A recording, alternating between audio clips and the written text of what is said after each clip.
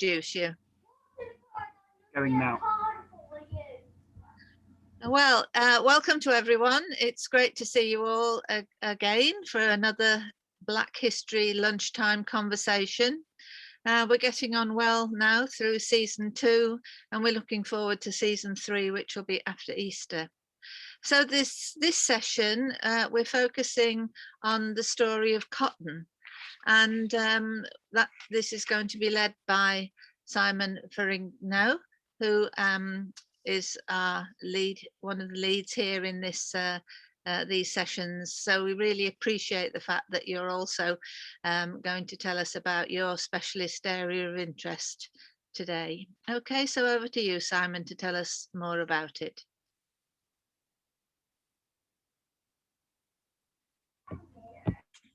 Okay.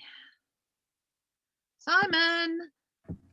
No, sorry, I was just asking for quiet because I have a 6-year-old there. Definitely. So, yeah, so bringing together 2 of my areas of interest today. So I've been working on heritage with Belong Nottingham for a year and a half now. But previously and still currently, I work in sustainability, particularly with cotton. And when I was writing my book on cotton and sustainability, which is now into its 2nd edition, I did quite a lot of work on the history of cotton. So this is what I'm going to be talking about today. Ulrika, you'll be familiar with some of this, and well, and then of course my dissertation, Angela, all those years ago on the course, was on cotton as well. So this is yeah, what I'm going to talk about today. So I'll go back onto no video and start sharing my screen.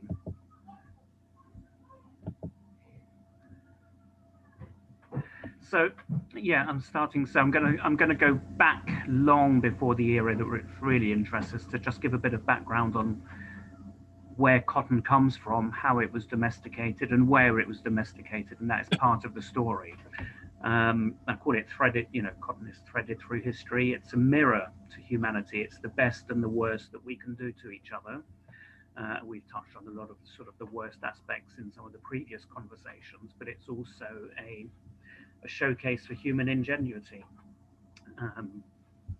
So today I'm particularly going to be focusing on the cultural, social and economic history of cotton, and very specifically at the end to cotton in modern times. So slavery, colonialism, neo-colonialism, how we get to the situation where we are today, where modern slavery remains a major problem, where we have forced labor still going on in several countries around the world, but most notably in Xinjiang in China. And part of this is inspired by the fact I was commissioned last year by a business-to-business magazine in the United States to write an article on denim and the post-slavery era, because a lot of brands were suddenly thinking, with Black Lives Matter, do we have a responsibility? What do we need to do to clean up our supply chains now? So that links the history right through to the present. Continuing on, so the first domestication of cotton that we know of, that's in the archaeological record, is in the Indus Valley, covering an area that now comprises modern India, Pakistan, and Afghanistan. There was essentially finds of cotton threads, showing that not only was cotton domesticated, it was actually used to make products, and that's happening as a result of the settling of humans from nomadic lifestyles to settled agricultural lifestyles, and shows there's a surplus in the economies, allowing people to transform products and make art and so on. But it wasn't only domesticated there. It was cotton was domesticated separately 4 times in human history. Twice in Central and South America, and once in Southern and Eastern Africa. And I'll come back to how that cotton spreads and where you can still find it today in a little bit. So when people talk about, it's been described as an important aspect of Bronze Age economics, and that's when cotton was domesticated. And then trade begins very, very early on. So you can find cotton from India in Jordan in about 4,000, 3,500 BC, which gives an idea of how quickly it spreads. The city, the settlements that's shown here on the map, Mehrgar, is a predecessor to the civilization known as Harappan, with the largest city at Mohenjo-Daro. 1,000 settlements were known in that civilization. This gives an idea of the scope, and a lot of these areas today still grow cotton. So you can see New Delhi is on that map. The Narmada River, we also know there's controversies linked to cotton today with the canal. So there's been a lot of conflicts there. Ahmedabad, where there was a famous Gandhi Museum, who's somebody who's got a lot to do with the modern colonial history of cotton and the opposition to the British Empire. We also know that area gives us the oldest known words for cotton in any language, Paruti, which is a Tamil word. Potentially there, the modern word for cotton comes from Al-Qutan, which is an Arabic word, but it may have its roots in an older word in the Babylonian language, Kitinu, sorry, I'm pronouncing it badly. But today what we know as cotton is not, the word has a long history. So in Africa, coming back to that cotton was domesticated about 4,500 years ago. The round circle on the African map here shows where it was domesticated in Africa. But it's traded, it moves from there as far as China. You can still find African cotton grown today in China and I believe in Nepal in permaculture systems. It obviously goes to Ethiopia. It's traded as far as Mali by at least 1000 AD, in what was one of the biggest civilizations of those days. The four other circles, so you can see the Indus Valley on the India map, and you can see in what is now Peru, there is the other domestication of cotton for South America. You can visit today, if you go to northern Peru in the deserts, pre-Inca people still grow cotton in a traditional way in the deserts. And then in Central America is another center of domestication for cotton. You can also find references. So the Rig Veda in India contains references to cotton 1,000 years ago. That's the first written mention.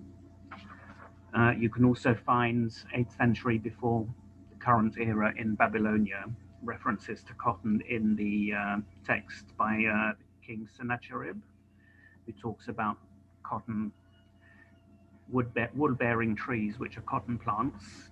Tree cotton, there's a little bit later on, I have a photograph of actual tree cotton growing today in Senegal. Simon, can I just ask you, is it possible to make the picture bigger to do full screen?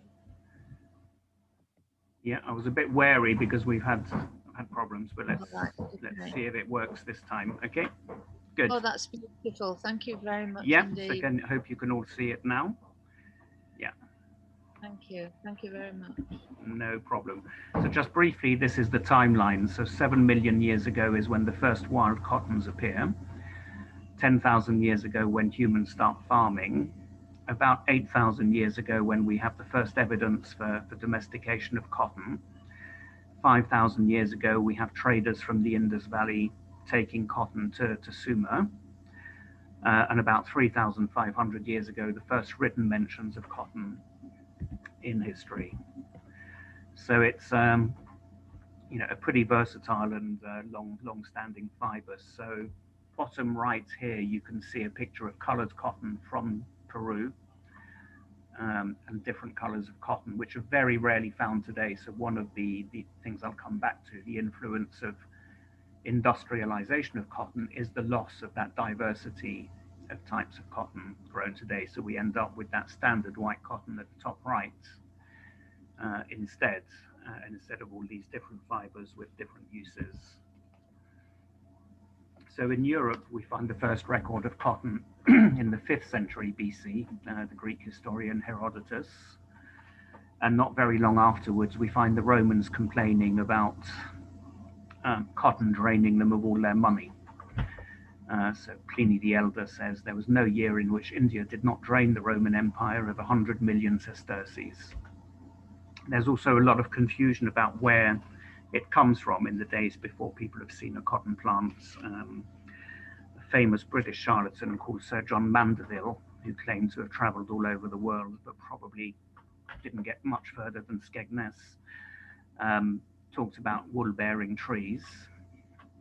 And he actually thought sheep were growing on trees, which talks a little bit about how far he'd actually gone. So you can still find, just staying with some of those domestic varieties, so the Indian variety of cotton, Gossypium arboreum, to give it its technical name, it spreads from the Indus Valley to Mesopotamia, Nubia, Nigeria. The African Gossypium herbaceum goes from southern Africa to Ethiopia, Arabia, Persia, Turkey, Afghanistan, Spain, and China.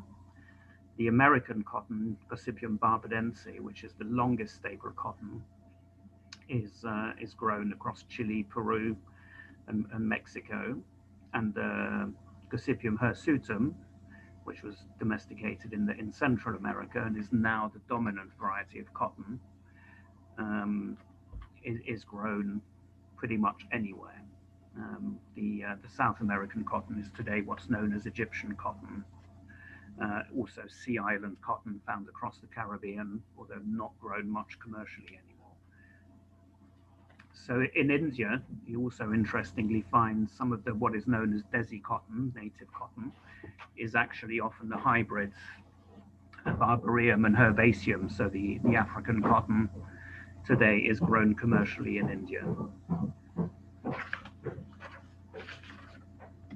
So what happens, of course, later on is the industrialization of cotton, which coincides with the industrialization of slavery. The first big expedition going to look for the riches of the Orient, as they would have called it, the Portuguese, mainly looking for spices, but also cotton, followed by people like the East India Company, which is the birth of the modern corporation. I've called it deliberately here buccaneering Britain, because I hate hearing our politicians talking about using that term, forgetting what it actually means: enslavement, colonialization, and so on. And in fact, the Battle of Plassey, where India became the colonial party in India, has been called the first corporate takeover, the East India Company deciding to not just trade, but rule at the same time. And of course, that era brings us to the loss of free labor and the movement to bonded and slave labor.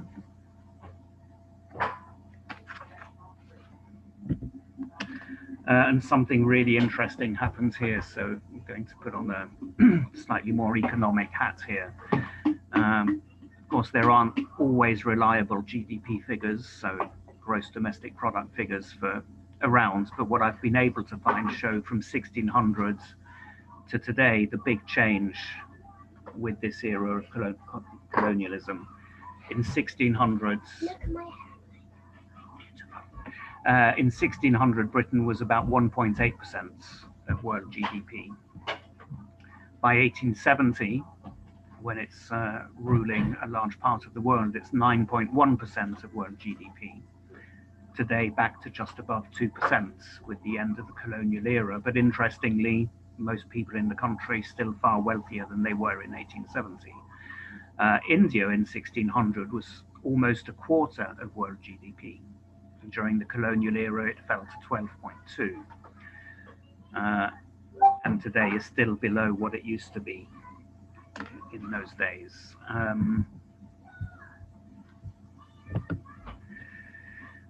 Europe, 20% in 1600, 33.6% by 1870, coinciding more or less with the Berlin Conference, which divided up Africa, now 22%.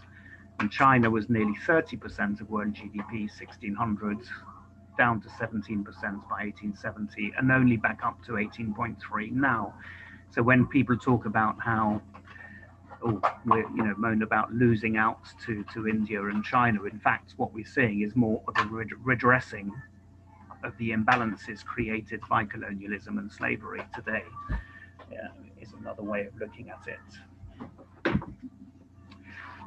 So coming up to the modern era, to the problem we're talking about today, is that what Edmund Burke, we've talked about him recently, about his pro-slavery stance, but he was anti-colonial, and that's the focus of quoting him today. He fought a long court case against the East India Company, saying that colonialism was immoral and that it was damaging to both the colonized and to the colonizer, which was an interesting insight. He said he fought that court case not because he hoped to win, but because he hoped it would leave a legacy for the day when Europe regained its senses, which is, again, I think, another interesting point of view. Yeah, sorry, just... yes. Okay, it's important. Yeah, sorry, just a minute. So I'm back now. So I'm just going to mute a second. So. Yes, that's fine. It's important that we're tolerant with the circumstances we find ourselves in at the moment all around the world, where we've got children or grandchildren homeschooling, and hopefully things will be easier for Simon soon. So. Okay, no, I'm back now. Sorry, still have a 6-year-old around the house. Yeah. So anyway, this brings me up to sort of the the real focus of today. Am I still all right for time? Yes, perfectly all right. Yeah. So and it's really the colonial era starts with the end of slavery in the United States at the end of the Civil War. And there's a big link, and this brings us also into the connection with Africa. So at the end of the Civil War, of course, it wasn't far from bread and roses. It was a new problem, and this is the interesting thing. So people who had previously been enslaved but who still stayed in farming were essentially still not free, and this is the pernicious sort of form of still slavery that we find around the world today, where somebody else controls the seed supply, the input supply, and the money supply to people who are farming. So for those who couldn't move away from the American South, they still find that they're paying somebody money that they don't have, so they're borrowing money to buy seeds, to buy pesticides when they start to arrive, to pay workers, and to support their families until the crop. When the crop is bad, that means the debt is not repaid, and people end up owing more money, and it ends up in what's called bonded labor, because you owe debt to somebody who can make you work for it. The famous Boll Weevil Blues song, which talks about the merchant gets half the cotton, the boll weevil gets the rest. Didn't leave that farmer's wife, but one old cotton dress, is indicative of the plight of farmers at the time. This shows some of the words. Cotton, this is a worthy reminder. It's a very, very hard crop to grow. About 480 pests and diseases potentially can affect it, meaning that 10 to 80% of the crop can be lost. It's quite sensitive to weather, excess rainfall, particularly not so much to drought. And that's why it has a bad reputation today. So just moving backwards to Africa, and I'll come back to sort of the modern pictures, but after the American Civil War, when European countries realized how dependent they were on American slave-grown cotton, we begin to see European countries at the same time as explorers like Livingstone that we talked about are exploring and opening up Africa, beginning to think we could go and grow cotton there. Early on, it's paternalistic, but you could say benign, when freed enslaved people are resettled in Sierra Leone or Liberia. But later on, it becomes, let's take over and organize the production. And this is where I've called this hidden transcripts, because the colonial authorities, particularly in Francophone countries, try to organize large-scale cotton production rather than kitchen garden production. And there's an awful lot of resistance to that. So the survival of traditional African textiles today is often linked to people refusing to give up the production of their own cloth and fabrics and to buy the imported textiles from Europe, which is one way that African economies were drained. And that's a particularly, again, pernicious problem of the colonial era. It wasn't just that people were asked to produce raw materials, they were also asked to buy finished products coming back from the metropoles. But today across Africa, you find traditional manufacturers, and here in the bottom picture is tree cotton. This is the normal cotton that was grown in Africa before the colonial era. Essentially, people had what they needed on site.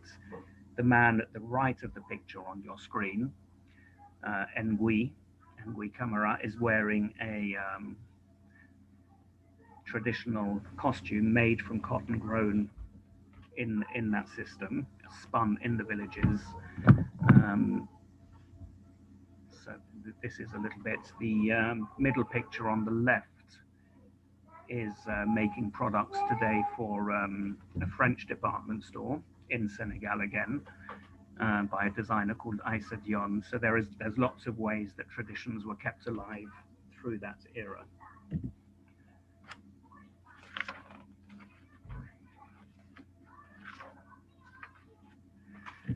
So just moving on, but today we find still the impacts of that's the legacy. So what happens at the end of the colonial era, when all of those systems were put in place to make African countries raw material producers? As decolonization happened, various institutions were converted into commercial companies who had previously been state-owned, European-led, to continue to produce raw material for European and other industries. And they, again, the same system as happened after the Civil War era in the United States, is control the money supply and the input supply, essentially keeping people into a form of debt bondage, producing for the companies. So you can see bottom right, children working in African cotton fields. And this is simply happening because people can't afford to pay wage labor because prices are kept so low and the cost of inputs are kept so high. And this is the reality for people. It's what I call the chemical snakes and ladders. People are affected by pesticides. They go into debt. Nutrition is poor. Children have to work to replace people who have been affected by chemicals. Their education's lost. The next generation is poorer. And this is how things have been working. And this is the essence of my work in sustainability, was to try and essentially keep more money in local communities to free them from dependence on external resources or non-existent state supports, and to be able to move on upwards.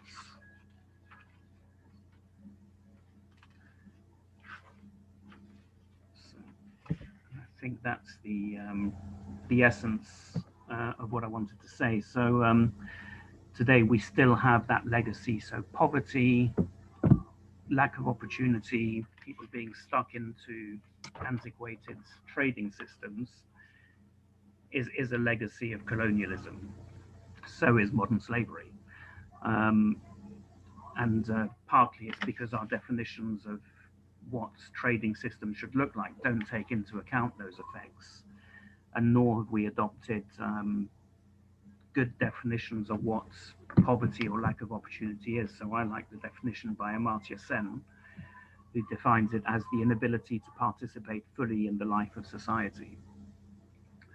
And for most of the African farmers today, for many, many Indian farmers, for the people in Xinjiang, they don't have that opportunity to determine what they do, when they do it, and who they do it for. So that's a really, really quick overview of sort of history of cotton and how we get to where we are today, and hopefully how we can move on. So thank you. And any questions? Thank you very much indeed, Simon. Thank you. It's fascinating, and I think these sort of snapshots that we our presenters are sharing with us are really, really useful, because you know, the history of cotton over all that length of time is an enormous subject, but it's really useful to be able to just consider where perhaps the aspects we might be particularly interested fit into a much longer history.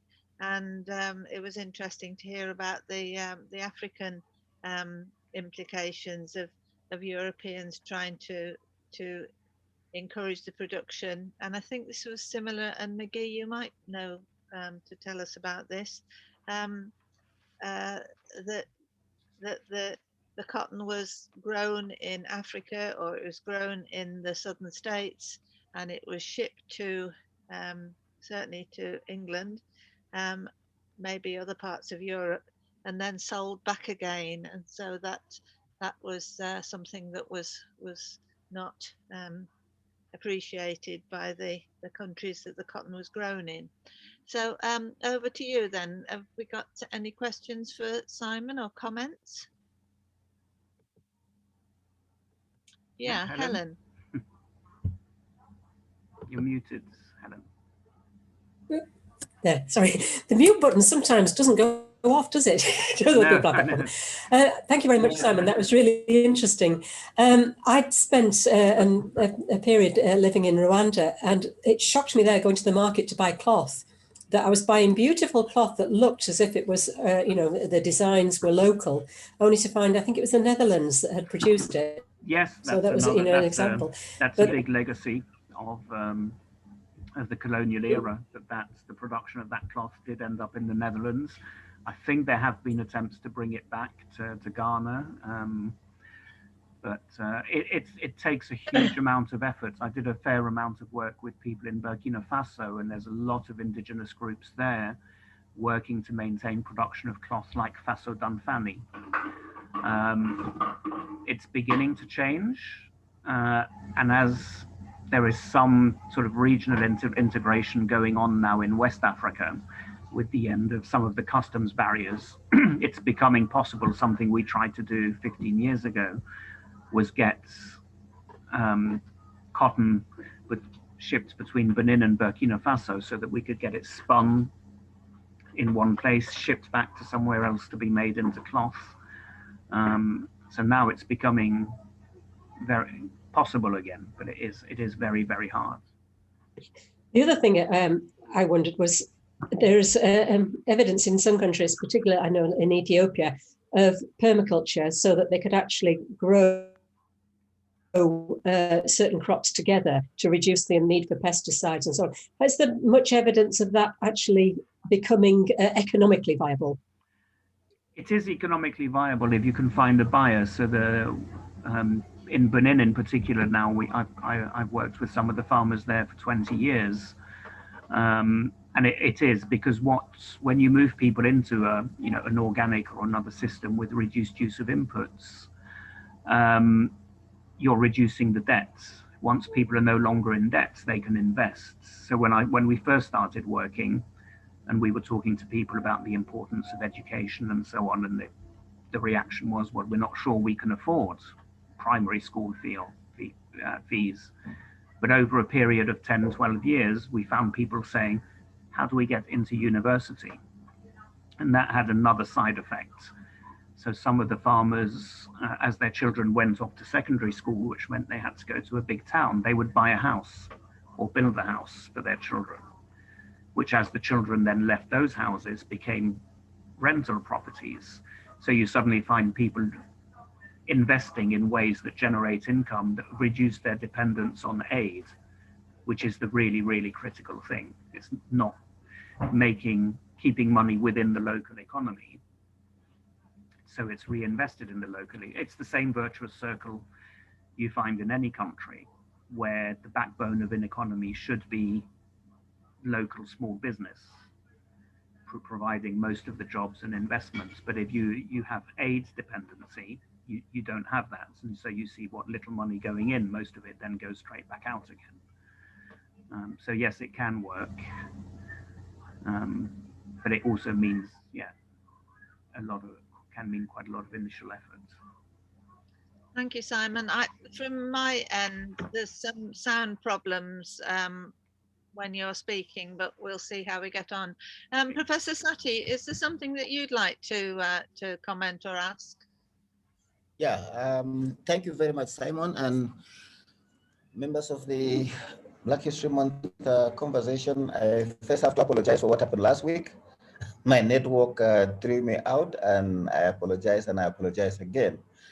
Today, the network seemed to be fairly stable. I hope it doesn't disappoint me again midway.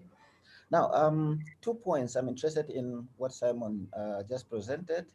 And the first point is how he is able to show that in various continents, various countries of the world, cotton was domesticated. And for me as a historian, this confirms our Africanist point of view that not everything we have in this world came from one direction, that indeed various parts of the world invented or developed their own technologies, developed their own systems, and cotton being a very important raw material for the manufacture of clothes was indeed also domesticated in Africa like in any other place. So I thank you for that point. The second point is the connection between cotton, slavery, and industry. That's quite interesting, given the fact that when the Atlantic slave trade started, cotton was one of the things produced in the plantations, and then cotton became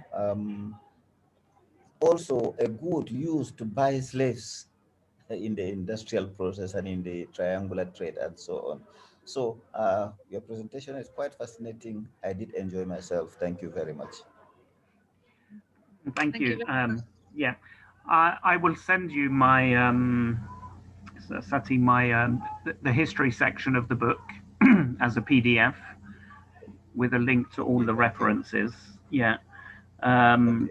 And then we can maybe see as well if any of the books are of interest, which ones we can source. There's been quite a lot of work on the archaeology of cotton in recent years. UCL College in London, was where I got some of the most ancient sort of information from.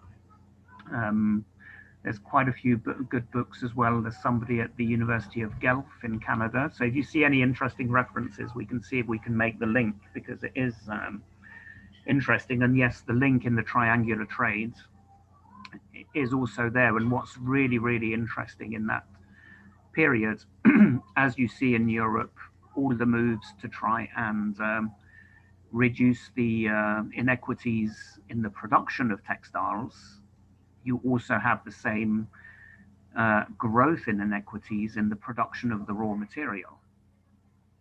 And this is something, again, that's not, the connection's not often made. We try to improve things here while we're making things worse there. You do have some small movements in the 19th century, like the ladies' free-grown cotton movement, who are saying, hang on, we should not be buying cotton from slaves. We should be buying from free farmers.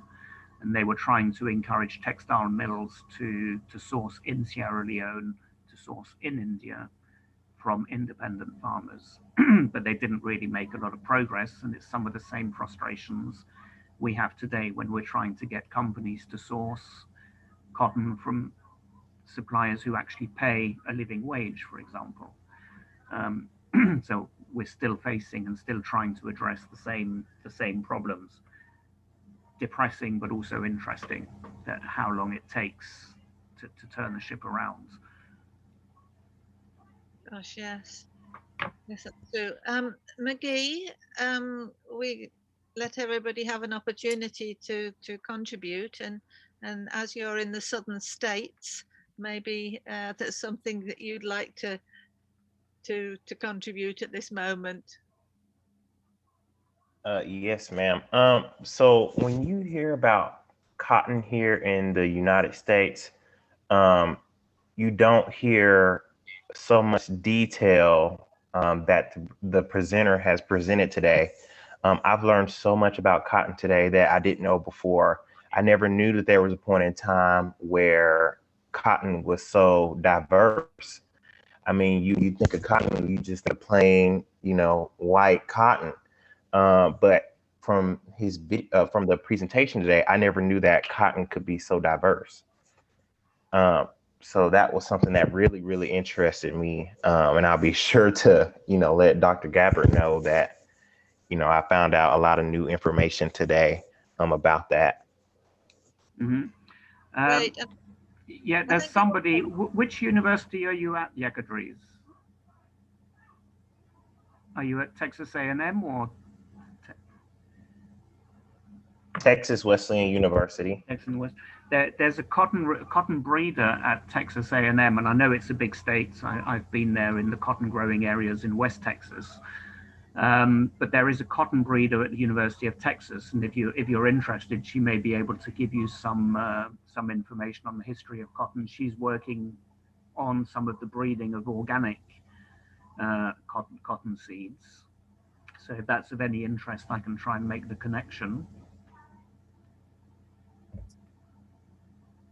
Really, the shared history between the southern states and Manchester is something that Sami talked about the other day in his campaigns to have the statues of Peel removed, because he was much involved in the exploitation of cotton. So you mentioned the Ladies Free Cotton Growers Association. Was it Ladies Free Grown Cotton Movement.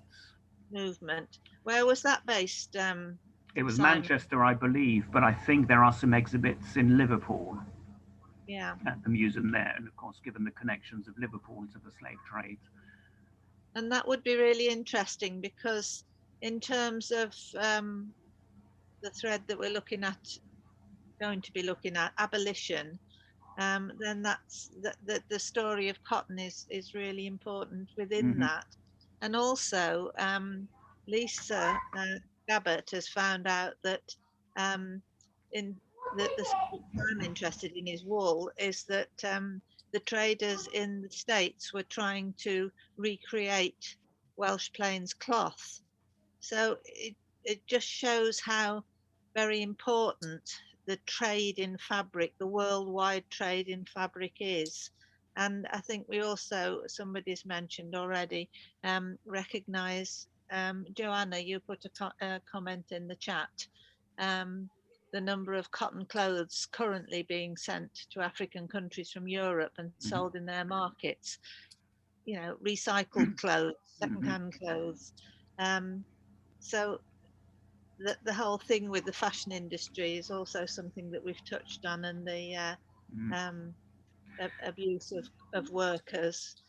Yeah, and the importance of trying to bring that back, and we may want to bring in at some point. There's a friend of mine called Jacqueline, whose family originally from the Caribbean, but she set up a social enterprise called Africa Fashion Guides, with the aim of bringing textile production back to Africa. And she organizes trips for people. She guides people. She offers. There's all kinds of things happening, because that is one of the. So some people say, well, having that trade in secondhand clothes means people can buy affordable clothing. Yes, but it also stops the development of indigenous textile industry, or it kills them. So Senegal, that I mentioned, used to have one of the best cotton spinners in the world, not just in Africa, but in the world. It closed 15 years ago because there was no longer enough demand. to keep it alive. And part of that is competition from the imported clothes, whether new or secondhand, because these days it's the import of cheap Chinese clothing. It is also causing problems.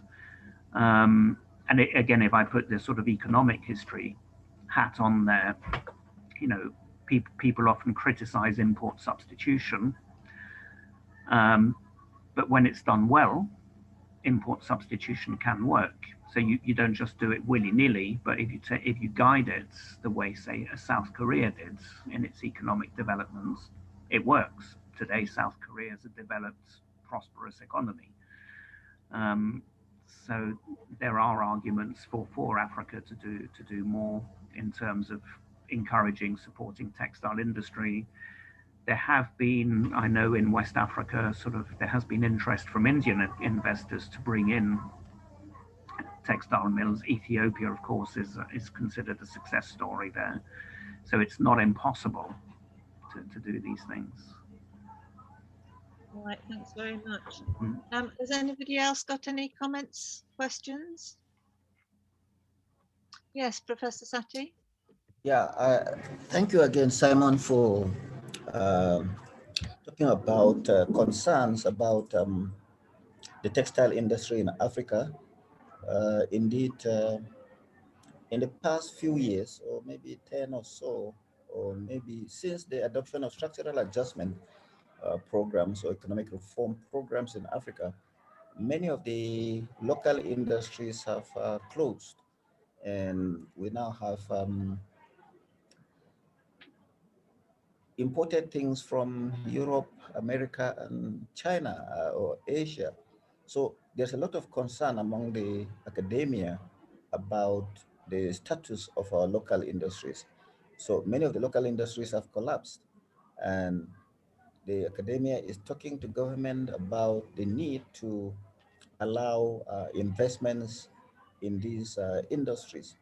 But in countries that are natural resource rich, like Nigeria that has oil, Angola that has oil, the rentier economies, these rentier economies are finding it very difficult to like start industrialization using local resources. So those endowments are not really exploited for the development of African countries because there is a substitute that comes from rent, and the rent is from oil that gives faster money than the industrialization process. So we're really in a very big mess as to how to convince the state, how to convince domestic and international investors to look at how to revive the cotton or the textile industry. The Chinese example, like they did in Ghana, somehow there's criticism about it because they come and then use the Ghanaian fabric, uh, get the colors, get the design, and then print them in China and bring them back to Ghana instead of fixing the industries in Ghana. So the concerns are there, and really, beyond talking, those of us in the academic world don't know what to do because we don't have the money to establish the industries. And all that we can do is to talk, talk, talk. Perhaps this conversation might be useful to become maybe a policy document for African countries. And I hope they do listen. But the talk about what Simon mentioned has been there with us. The conversation is ongoing, but the results are not there. Yeah, I could have spent another 15 minutes on structural adjustment as a tool of neo-colonialism, because in cotton it's had a major negative effect just on the seed breeding, the variety selection. So normally, because of changing weather conditions, pest patterns, and so on, you should be introducing a new variety of cotton in Nigeria, Burkina Faso, Benin every 3 years. To do that, you need to fund the seed research and breeding industry. And these are all the programs that were cut in the 1980s under structural adjustments, which was not even a problem that Africans created for themselves. It was a problem created by people being lent money when it was cheap.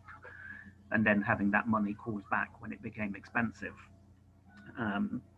I wrote a report on that for Tradecraft back in 2011, looking at that, and it's only now really, I think, that the international community is beginning to recognize the problem. But it has a double, a further problem on that is then you have people coming in like Monsanto saying, you're in this crisis, your solution is now to get RGM technology and to adopt GM cotton. And that's the answer to all your problems. And we saw in Burkina Faso that it was actually a disaster because the variety they brought in was not adapted to the Burkinabe conditions. The actual Burkinabe researchers working on this, I interviewed them at the time when I did the reports, were telling Monsanto, this is a disaster because we don't have the right variety for you to introduce your Bt gene to. So it's not adapted, it's not going to work. And lo and behold, it was borne out. To the other point about the industry, I did more recently with two of my African colleagues. We did a report for the Fair Trade Advocacy Office in Brussels. That was the report came out in 2017, and they're now working at the level of the European Commission to try and get the recommendations adopted, which is to look at the base for industrialization, that is infrastructure, transport, and so on, so that you can have then hopefully encourage some investments back into the industry. I think countries like Senegal are doing quite well, and there are good examples of what's possible with the juicing industry. I think Burkina Faso in particular has developed quite a strong juice industry, which is now shipping across the region. So there are potential. Sometimes donors don't have the imagination to think about what to do next, and again, it's up to people to tell them. And this was another project I did again with African colleagues a couple of years ago, where we were asked to review a program on the papaya mealybug, which had been causing blight in the industry. It was a successful program. The papaya mealybug's been controlled, but now there's a glut of papaya on the West African market. And we said to the donor in our reports, what you need to do now is support entrepreneurs who are developing juice businesses to develop some of these industries. So there are opportunities, but again, it's all about investment, encouraging governments to do the investments. But hopefully things can be done there. Very interesting, and I think the idea of the policy document that Professor Sati you were talking about, maybe that's something that you can work with Simon on, because he's got such a wealth of knowledge in this particular field. I'll send you my report, Sati, on the West African sort of cotton sector. So we covered the C4 countries, the one who took the case to the WTO about subsidies. But, I think Nigeria's just could be included. Angela, you're muted. Simon, thank you for a comprehensive talk that really covered so many of those complex interrelationships. And it's such an enmeshed situation. We're in Fair Trade Fortnight right now. I know that fair trade textiles is only a minute bit of any picture right now. But what role do you think that in awareness building and general bottom level education, both for young people and children in schools and communities, is served by things like the Fair Trade Foundation and fair trade movements here, which have created a groundswell in relation to other industries? It's a huge one, because if you can make it appealing, it's been more successful so far in products like cocoa and banana. But people become aware that there's a problem and a solution. So that's one thing. But then the fair trade movement does a huge amount of advocacy and lobbying.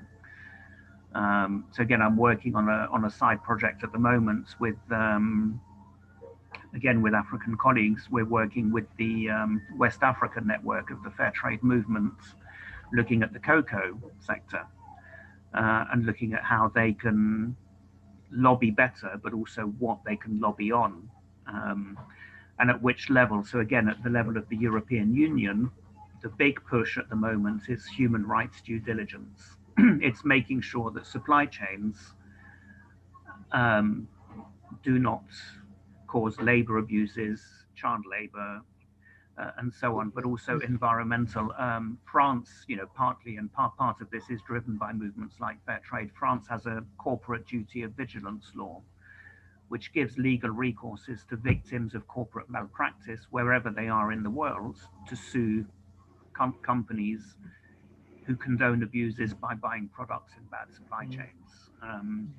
And there's still some things to fix, but the big push at the moment in the fair trade movement is to get both the European Union and the African Union to adopt legislation on those areas. And that would be a real game changer, because the European Union's big enough to move global regulation. And if the African Union also pushes them, then it can also help prevent the movement of bad practice from one country to another. Thank you very much. Thank you very much. Thanks. Is that's about it then? All right. Well, I think we'll just. I've got a question for Simon, please. Yep. Hi, Simon. Thank you very much. I've been looking forward to this, and it was really, really interesting. And as Ange says, so tangled and so complex. The question that I wanted to ask was the extent to which climate change in these countries can undermine efforts to do many of the things that that you've been talking about. Would it be opportunities or undermining? I think, doesn't cotton take a lot of water, for example? So in building in these things, you know, the persuading people through the activities and the legislation is really has got to be done. But if if any of those growing conditions change substantially, how does that factor in to these encouragements that you're doing? Thanks. It depends on the country. So you have the entire Sahelian region is at growing risk of desertification, but cotton is actually not a thirsty crop, despite the reputation. It's actually quite drought tolerant, and it's also salinity tolerant. It means it can grow in places where other crops can't. Yakadrees, you probably in West Texas, the high plains is an area like that. Pretty much the only thing you can grow there is cotton. But there are regions where you've got growing population plus desertification plus poor growing practices do make cotton and other crops quite difficult to grow, but it's not necessarily a water problem. Some regions may no longer be able to grow cotton. Other regions may actually become more suitable for cotton production. But there are solutions to that. I hope that answers everything, Lindsay. Or it does, and sends me off in a number of other directions as well, Simon. Thank you. Yeah, but there's water management to do, and I can give a concrete example. Is 5 years ago, I was asked to go and do a project in the Shire Valley of Malawi. To look at Shire Valley has a very, very short rainy season. It's quite salty. It's an old seabed, and apart from the Shire River, for 9 months of the year, most of it is deserts. But it is quite a good cotton growing region. So what I was asked to do by ultimately a British company was to see whether they should be growing cotton there. Was cotton diverting water away from other things? And was there anything they could do about any problems identified? So the answer was, yes, you can grow cotton there. Yes, you can make things better by helping farmers capture some of the water that falls in a very short season so that they can then use it later on for growing food crops. So there are things you can do to improve the situation in terms of water management, so you can keep growing cotton. Cotton is the cash crop for most of the farmers in Africa, which allows them to send children to school, to put a new roof on the house, if they're making money from it. But of course, a lot of them also grow food crops. That's for more for their own consumption. But by doing that, we were able to help improve things. And the great thing about it was farmers put a lot of in themselves. So they weren't saying, just give us this. It was when we identified the biggest problem was capturing rainfall in the short rainy season. They make bricks. So they were able to say, we'll make bricks. What we really need is a little bit of waterproof cement so that we can create storage tanks. So we can keep some of that water. Also, we can build a little diversion trench to get water from the seasonal rivers and store it somewhere. And so that there are a lot of things that can be done to improve the water situation. In this case, we're able to do something that led to increased food production. That's excellent. That situation analysis surely must be a first stage. It's really encouraging. Yes, thank you. And I'm always telling people, this is an argument I'm having all the time in the sector, is when people say cotton uses 20,000 of litres per kilo. It's a global average. And in Africa, I apologize for falling into that trap.